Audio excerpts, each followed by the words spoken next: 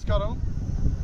ఈరోజు అంద్రినివా కాలువని వెడల్పు చేసేదానికి శ్రీకారం చుట్టినటువంటి రాష్ట్ర ప్రభుత్వానికి మొట్టమొదటి ధన్యవాదాలు తెలియజేస్తా ఉన్నాం. ఎందుకంటే అతి తక్కువ వర్షపాతంలో వచ్చేటువంటి మండలాలు నియోజకవర్గాలు ఎంచుకొని అంద్రినివా కెనాల్ మల్యాల నుండి మరి ఆఖరి కుప్పం వరకు కూడా ఈ కెనాల్ పొడవు ఉంది. మరి ఇటువంటి కెనాల్ అతి తక్కువ వర్షపాతం వచ్చే తాలూకాల్లో మండలాల్లో మాత్రమే పోతుంది.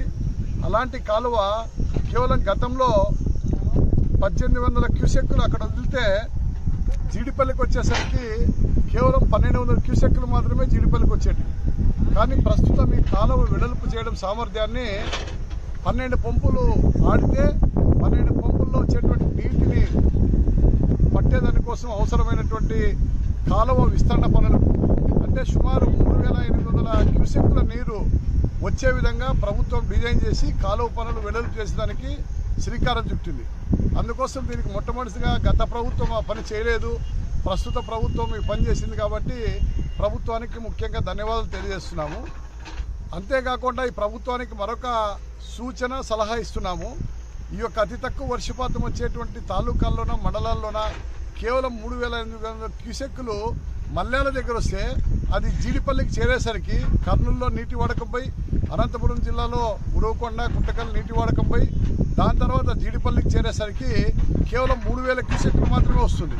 ఆ 3000 క్యూసెక్కుల్లో మరి అక్కడేమో 2500 క్యూసెక్కులు సెకండ్ ఫేజ్లో ఇవ్వాలా. 2500 క్యూసెక్కులు అక్కడ పోతే కళ్యాణ దుర్గము చెరువులకు నీళ్ళు ఇచ్చేదాని కోసము మరొక 100 క్యూసెక్కులు కావాలా. దాంతోపాటు భైరవాని తిప్ప ప్రాజెక్టుకి నీళ్ళు అందించాలా. అదేవిధంగా ఈ తుంగభద్ర నీళ్ళు అయితే ఎక్కడైతే రావో ఇక్కడ గుంటకల్ నియోజకవర్గంలో తుంగభద్ర నీళ్ళు రాలేదు కాబట్టి దానికి నీళ్లు అంద్రినివా నీళ్ళు ఇవ్వాలా. తర్వాత ఆలూరు బ్రాంచ్ కెనాల్కి నీళ్ళు ఇవ్వాలా. కాబట్టి ఈ నీళ్ళన్నీ కూడా కేవలము 3000 క్యూసెక్కులు జీడిపల్లికి చేరితేనో లేదా 3800 మల్యాల దగ్గర వదిలితేనో ఇది సరిపోదు. అందుకోసమే గత ప్రభుత్వంలో 10,000 క్యూసెక్కులు డిజైన్ చేశారు. అక్కడ డిపిఆర్లు కూడా సిద్ధం చేసినారు. కానీ పనులు ప్రారంభం కాలే. కాబట్టి మరొక సమాంతర కాలువ మల్యాల నుంచి జీడిపల్లి వరకు 6000 క్యూసెక్కులతో నిర్మిస్తే అప్పుడు సంపూర్తిగా ఉంటుంది. 10,000 క్యూసెక్కులు జీడిపల్లికి చేరితే తద్వారా 5,000 క్యూసెక్కులు సెకండ్ ఫేజ్లో నీళ్ళు ఇవ్వచ్చు. ఆ సెకండ్ ఫేజ్లో 5,000 నీళ్ళు ఇస్తే కుప్పం వరకు నీళ్లు పోతాయి. దాంతోపాటు మన ఈ కళ్యాణ దుర్గము రాయదుర్గము తాలూకాలకి, తర్వాత ఆలూరు బ్రాంచ్ కెనాల్కి, గుంటకల్లో ఉన్నటువంటి ఆ 16,000 ఎకరాలకు నీళ్లు ఇవన్నీ తాగునీరు అందించేదానికంతా కూడా వీలవుతుంది. కాబట్టి ఆ విధంగా చేయాలని ప్రభుత్వాన్ని డిమాండ్ చేస్తూ ఉన్నాం. కేవలం ఏదో 3800 క్యూసెక్కులు ప్రవహించేదానికి కాలువ వెడల్పు చేస్తేనే సరిపోదు. వచ్చేటదన్నా కనీసము దీన్ని ప్రాతిపదిక తీసుకొని ఖచ్చితంగా మరొక కెనాల్ 6000 క్యూసెక్కులతో మల్యాల నుంచి ఒక సమాంతర అంద్రినివా కాలువని జీడిపల్లి వరకు నిర్మించాలని మేము డిమాండ్ చేస్తున్నాము. అప్పుడే ఈ రాయలసీమ అవసరాలు, కర్నూలు జిల్లా నీటి అవసరాలు, అనంతపురం జిల్లా నీటి అవసరాలు, దాంతోపాటు చిత్తూరు జిల్లాకి కావాల్సిన నీటి అవసరాలు అవన్నీ తీరుతాయి. దాన్ని చేపట్టాలని కోరుతా ఉన్నాం. ఇక రెండో అంశం వచ్చేసి సెకండ్ ఫేజ్లో ఇక్కడేమో కాలు వెడల్పు చేస్తున్నారు. ఫస్ట్ ఫేజ్లో, సెకండ్ ఫేజ్లో వచ్చేసరికి కాంక్రీట్ పనులు చేస్తున్నారు. అంటే కాంక్రీట్ పనులు అక్కడ వెడల్పు చేయడం లేదు కాలువ. ఇక్కడ ఫస్ట్ ఫేజ్లో మాత్రమే కాలువ వెడల్పు చేస్తున్నారు. సెకండ్ ఫేజ్లో అంతా కూడా కాంక్రీట్ వేస్తున్నారు. కాంక్రీట్ వేస్తే ఇప్పుడు కనీసం బోర్లు రీఛార్జ్ అవుతున్నాయి, భూగర్భ జలాలు పెరుగుతున్నాయి, అంద్రినివాలో ప్రవహిస్తున్నాయి దానికి నీళ్లు. దానివల్ల ఎప్పుడైతే కాంక్రీట్ వేస్తారో అప్పుడు భూగర్భ జలాలు అడగట్టిపోతాయి. దాని తర్వాత బోర్లన్నీ ఎండిపోతాయి. దాని నుంచి ఆ రైతులందరూ కూడా నష్టం అవుతుందని చెప్పి అక్కడ ఆందోళన చేస్తున్నారు.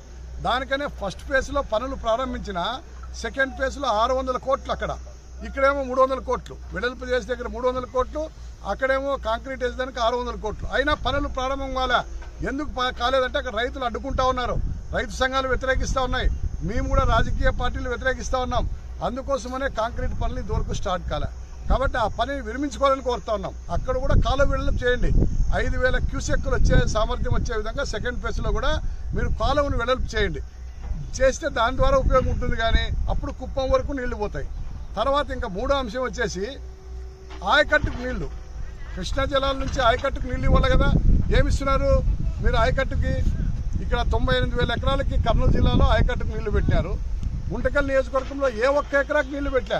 పాతకొచ్చి చెరువుకి, వైటి చెరువుకి మాత్రం నీళ్లు ఇస్తున్నారు. గుత్తి చెరువు కూడా లేదు. కాబట్టి ఆయకట్టుకు నీళ్లు లేదు, ఇక్కడ లేదు. తర్వాత ఉరుకొండ నియోజకవర్గంలో కూడా డిస్ట్రిబ్యూటర్లు లేవు. కేవలం చెరువుల్లో నీళ్లు పంపడమే తప్ప డిస్ట్రిబ్యూటర్లు, సూక్ష్మ సేద్యానికి కావాల్సినటువంటి పిల్ల కాలువలు అవన్నీ కూడా ఏర్పాటు చేయలే. దాని తర్వాత ఇంకా రాప్తాడు కానీ, ధర్మవరం కానీ, అదేవిధంగా పెనగొండ కానీ, పుట్టపర్తి కానీ, హిందూపురం కానీ, మడక్సిరి కానీ అక్కడంతా కూడా ఆయకట్టుకు నీళ్ళు ఇవ్వలే. అక్కడ కూడా సుమారు 3,50,000 ఎకరాలకు ఉమ్మడి అనంతపురం జిల్లాలో నీళ్ళు ఇవ్వాలి. దానికని డిస్ట్రిబ్యూటర్లే లేవు. కేవలం చెరువులకు నీళ్ళు ఇస్తున్నారు, అక్కడక్కడ జలాశయాల్లో నీళ్లు ఉంటున్నాయి. దాని నుంచి ఏం ఉపయోగం? దానికనే ఇక్కడ ఉన్నటువంటి ఆయకట్టుకంతా పూర్తిగా నీళ్ళు ఇచ్చి కర్నూలు జిల్లాలోను, అనంతపురం జిల్లాలోను, సత్యసాయి జిల్లాలో నీళ్ళు ఇచ్చి దాని తర్వాత మీరు లైనింగ్ వేసుకోండి, మాకు అభ్యంతరంలే. ఎందుకంటే లైనింగ్ వేసుకొని అప్పుడు కుప్పం వరకు నీళ్ళు తీసిపోతే కూడా మాకు అభ్యంతరంలే. దానికోసం ఇప్పుడు మేము కోరేది ఏమంటే మొట్టమొదటిగా ఆ కాలువను వెడల్పు చేయండి సెకండ్ ఫేజ్లో. అంతేగాని కాంక్రీట్ పనులు విరమించుకోవాలని ప్రభుత్వాన్ని డిమాండ్ చేస్తూ ఉన్నాము.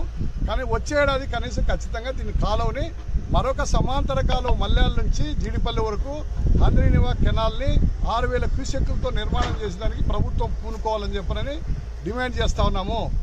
దాంతోపాటు ఈ యొక్క తుంగభద్ర నీళ్లు రాని ప్రాంతాలన్నిటికీ కూడా ఈ యొక్క అంద్రీనివా నీళ్లు కృష్ణా జిల్లాలో పంపించాలని చెప్పి ప్రభుత్వాన్ని డిమాండ్ చేస్తాము.